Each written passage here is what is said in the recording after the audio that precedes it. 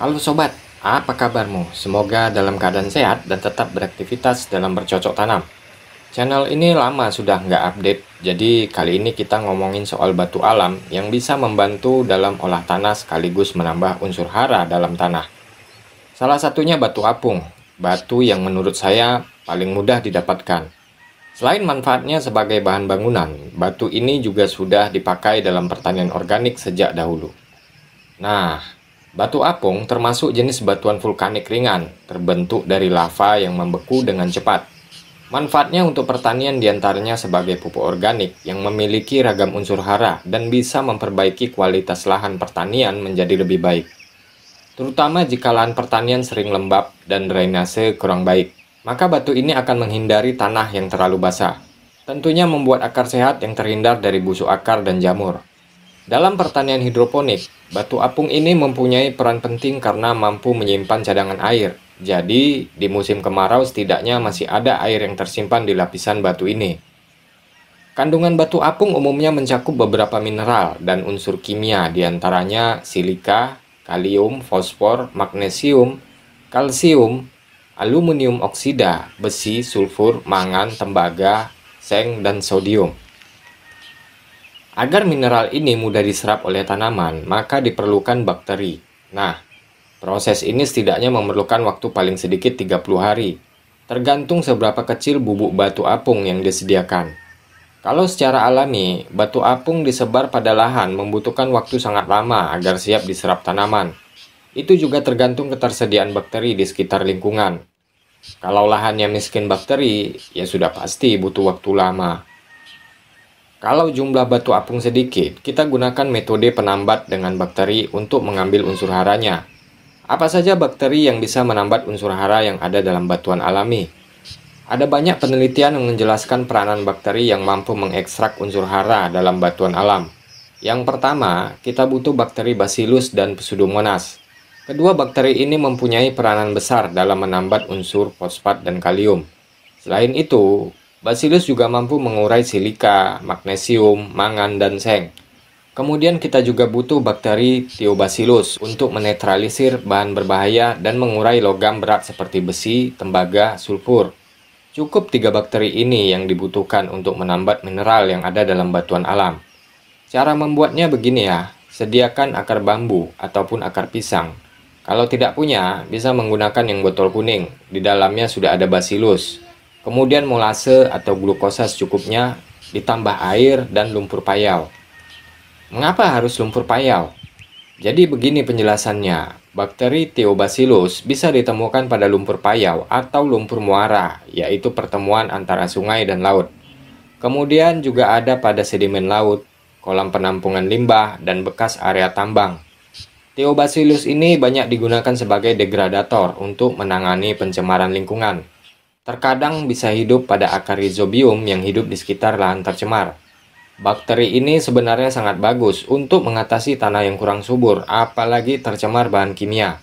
Misalnya tembaga, merupakan logam berat yang banyak digunakan dalam pembuatan pestisida. Jadi, jika ada tanaman putri malu di lahan sekitar tanah tercemar dan kemudian ditumbuhi rumput, kemungkinan besar bakteri Thiobacillus hidup pada akarnya.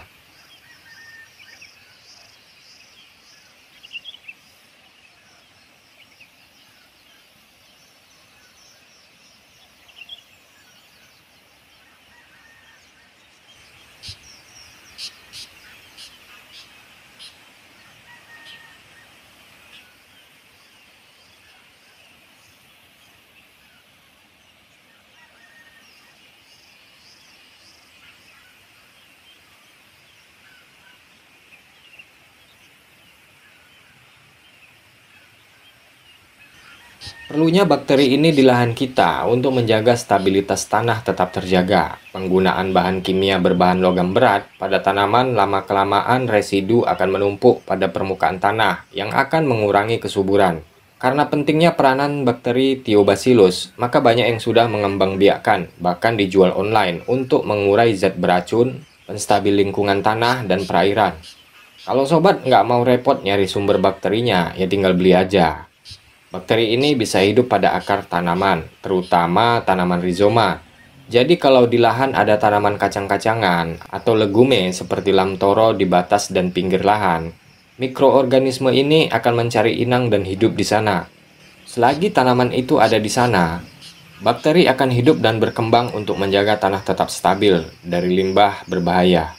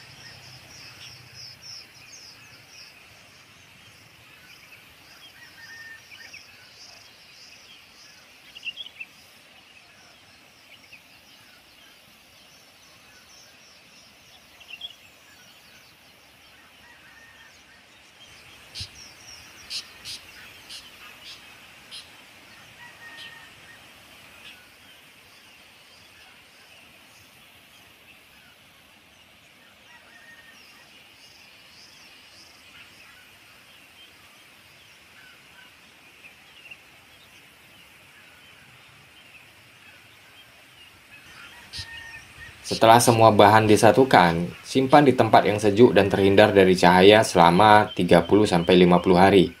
Penggunaannya bisa dikocor 1:10. 1 liter ramuan ini dicampur dengan 10 liter air sumur. Penguraian bahan mineral ini juga bisa digunakan pada metode jadam, ataupun dicampur dengan bahan organik lain seperti kohe dan urin sapi.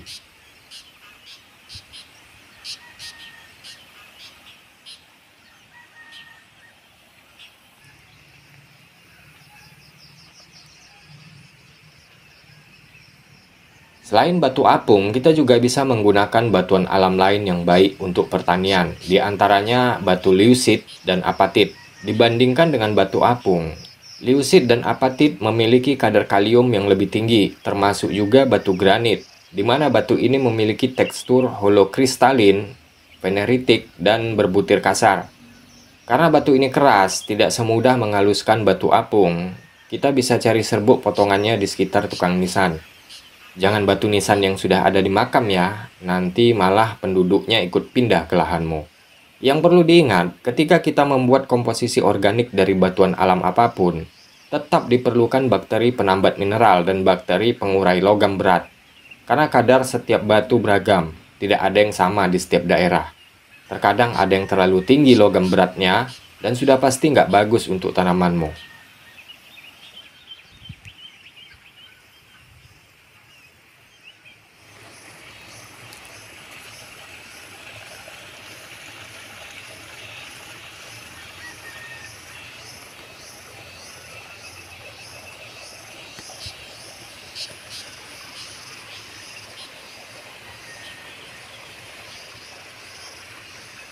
Oke sob, mudah-mudahan metode ini bisa bermanfaat untuk kalian. Terima kasih buat yang sudah menonton sampai akhir. Salam organik.